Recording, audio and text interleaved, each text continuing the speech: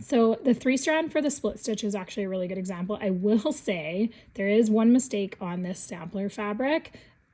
If you note, for a 1-strand split stitch, that's actually impossible. So you can just leave that blank, or you can just continue a back stitch or try something different. You can't split one strand in half. So as we do the split stitch, you'll see what I'm talking about. But it is impossible to do a 1-strand split stitch. So a split stitch is where you're going to make 1 stitch and then split your strands coming up through the split. So with 1 strand, that's not possible. So when you're splitting, an even number is great because then you can get even threads on each side. But essentially, you're just going to come up through the center of that. In this case, you're going to end up with 2 strands on one side and 1 strand on the other. And then coming back down forward, like a back stitch, but you're splitting the strands in half instead of coming. So you can go back with your split stitch, where you're going backwards and coming up through the hole. Oh, so as you can see, I'm coming backwards. I'm finding my spot and I'm splitting up through these stitches and then moving forward.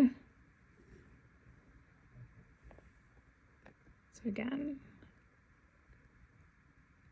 up through and then moving forward. So this does take a decent amount of like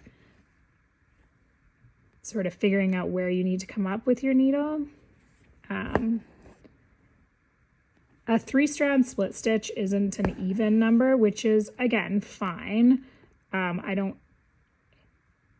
have used it. I do use it, and I don't mind it. It can be easier to do an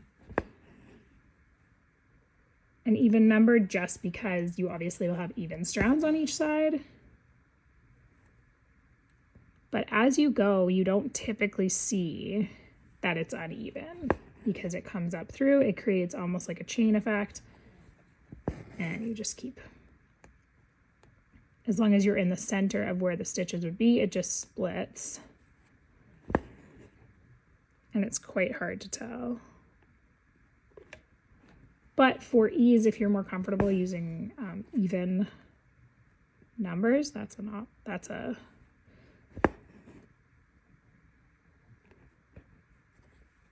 would make sense in a lot of people's brains. I'm trying to think of the word.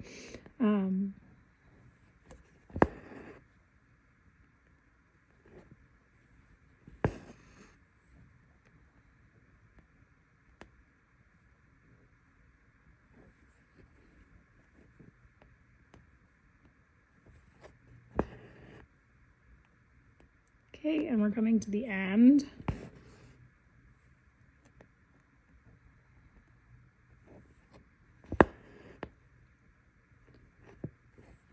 And we're just going to stitch right down to finish it. Okay, so we've done the split stitch. I am going to show you a split stitch in a different method right now, and I'll show you that using let's do 4 strands, and I'll show you that quickly, and then we can jump into the stem stitch after.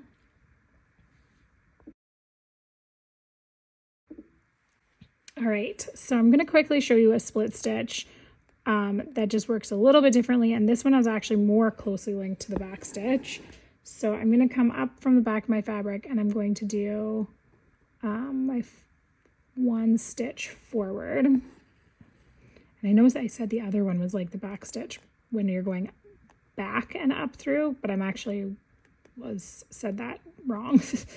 So for this version, what we're going to do is we're going to come up through the fabric like we're doing a back stitch, and we're going to come up and go back down through splitting the strands. So I'm going to find my center, and the nice thing about this one is it actually is, in my opinion, simpler because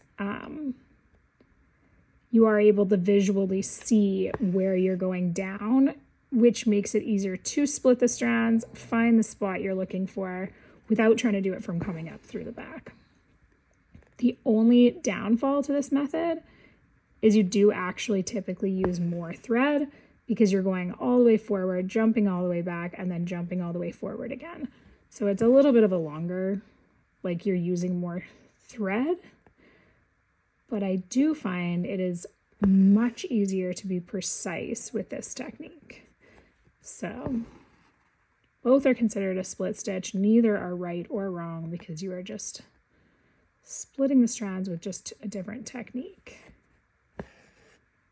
Also, because I was using even strands, I did split, or I did double up my floss. So I did 2 strands through my needle, and then had the ends tied together, which doubles up at the eye of my needle, creating 4 strands. I like this method when I'm using even numbers.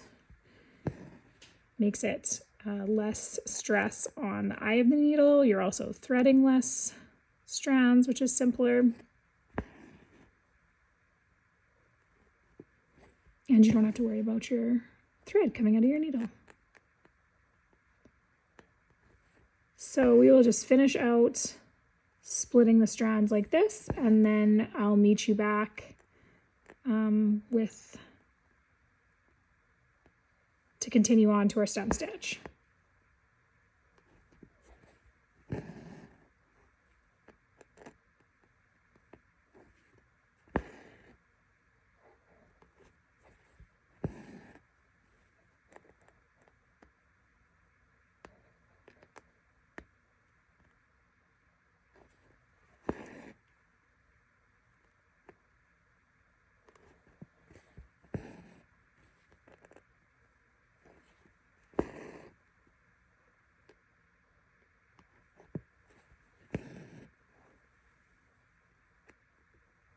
And done.